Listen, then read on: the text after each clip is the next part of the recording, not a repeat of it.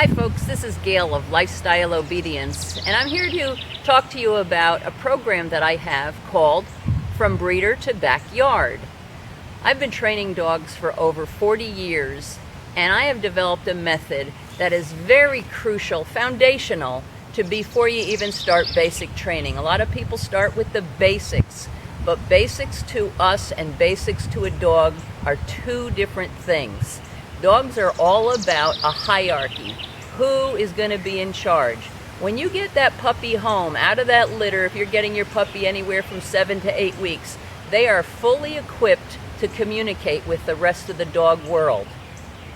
I said dog world. We bring them into our world and we start communicating to them as kind, loving caregivers. And that you should be. You should be a kind, loving caregiver.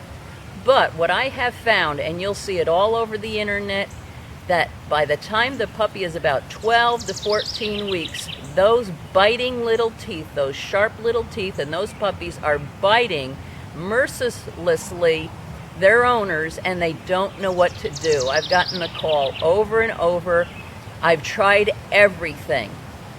Well, I'm here to tell you we have to treat our dogs like dogs. How would mommy deal with that? How would the dominant dog in the pack deal with that biting little puppy? They would bite him. They would growl and they would bite. They would not tolerate that type of behavior that we as people do. What do? We redirect that energy as opposed to saying, oh, no, no, no, not in my world. That is so foundational to establish that relationship as an authority figure that you are not the boss, little junior. I am the leader of this pack, and then go on to have a wonderful relationship with your dog. I have a puppy in, actually when the owners called me, they called him a barracuda. So I want to introduce you to the barracuda. And I agree, when I first went in there and started to pet him, it's kind of healed up now, but man, he went after me like you wouldn't believe it. So let me introduce you to McDuff. McDuff, yay! Now McDuff has been here, let's see, a few days, hasn't been here a week. And my goodness, you would not be able to handle him like this without his mouth all over you. I work with handling dogs. I know the method of holding the cookie and getting the dog to sit and lay down. That is not establishing authority, folks. You can introduce exercises that way, but authority is established at the food bowl. It's the original food bowl. When those puppies are nursing, the big puppies push the little puppies off the nipples, and when those teeth show up, mommy teaches those puppies to nurse softer. So I want to handle my dog into its basic obedience for the fact that I want my puppy to say, hey, stop handling me. And how is that puppy going to do that? He's going to take his mouth and he's going to put it on my hand and say, remove your hand from my body and leave me alone. And at that point, if you notice, I have a little cord on him and I am going to bite him. So let me show you, come on McDuff, what we've done. So I should be able to pick him up, hold him by the collar, and hold him fairly. He's gonna have a coat on him, and he's gonna need to be brushed. We take our dogs to the vet, they need to be handled. And he is not resisting at all. I do a sit by pushing my the front of his body into the back where you saw where I held his legs.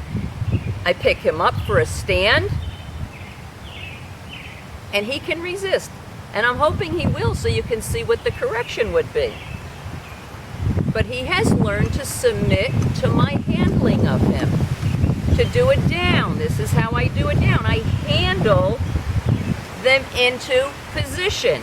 There's the mouth, there's the bite. I don't apologize for it. It is not a trick. It is a relationship. I'm the authority. You do not bite the authority. I'm going to pick up your feet and clip your nails, and you have to accept that.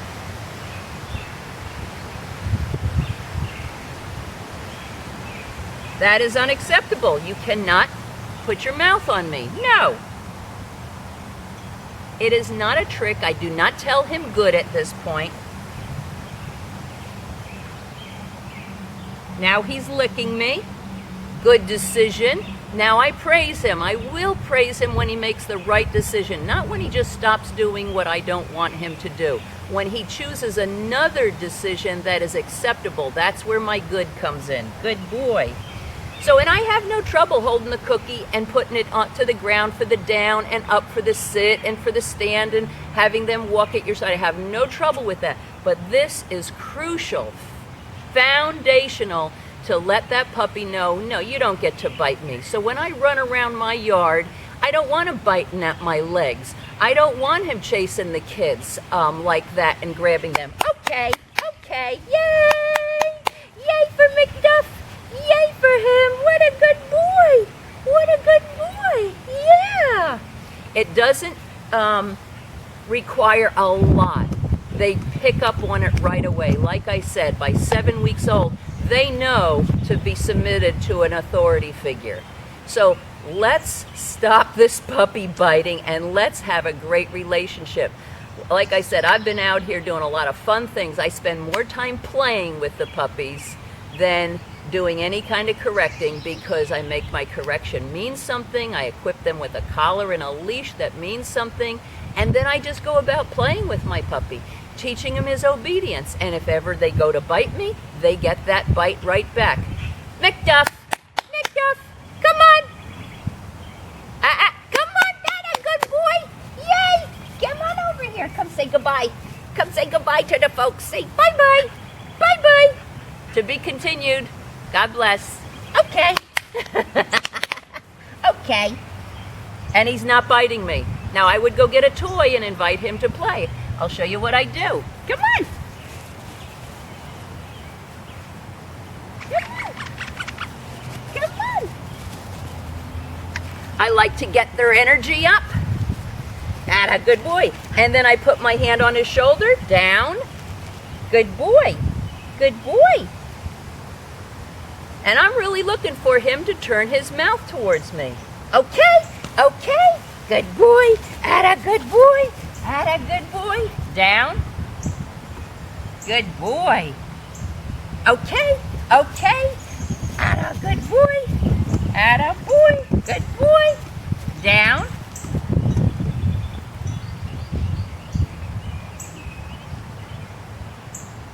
Come on. A little distracted with an itch. Okay, okay, good boy. So folks, handle your dogs. Handle them for the purpose of authority, not so much to get the obedience from them. He already knew his sit and his down. The people held the cookie over his head and down to the ground. When we're constantly feeding our dogs, we are working for them. I'm not about working for them. I'm about taking care of them. But I'm not about working for them. They work for me. So, handle your dogs for the purpose of getting them to tell you, hey, leave me alone. I want you to back off. Because what they do, they bite us and we back off. Authority was just established. Authority is established at the point of conflict. That puppy biting you is a conflict. Those teeth are sharp. I have the scratches to prove it. Now, sometimes they get you with an accident, you're holding the toy. I'm not going to correct that. If they redirect onto the toy, I'm not going to correct a mistake like that. But when that puppy puts his mouth on me purposely to back me off because he doesn't like what I'm doing, then I pick up that cord and I give a correction. So again, establish authority from the dog's point of view.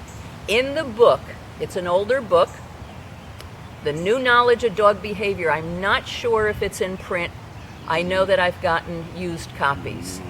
The setting up of, I believe it was Seeing Eye. I think it's whatever is out in San Rafael, California. The setting up of Seeing Eye, they did some wonderful studies, and when they implemented the program skyrocketed to their success rate. But in that book, in the critical stages of the puppy's life, it says if you have not established authority by 4 months of age, the puppy will. So we have to establish authority from the dog's point of view. Do not apologize for it. You can have a wonderful, great relationship with your dog when there is, I don't know if you've ever heard the saying, rules without relationship cause rebellion. Well, the right relationship, an authoritative relationship. I'm not authoritarian, authoritative, where the dog respects your presence. All right, folks, go and train those puppies, get them out in the backyard, play with them, establish authority, and then your veterinarian will love you, your breeder will your groomer will love you, because they will be dogs that you can handle and just not be worried about those teeth being on you. What a good boy, Mitch! Yay! Alrighty, folks, God bless.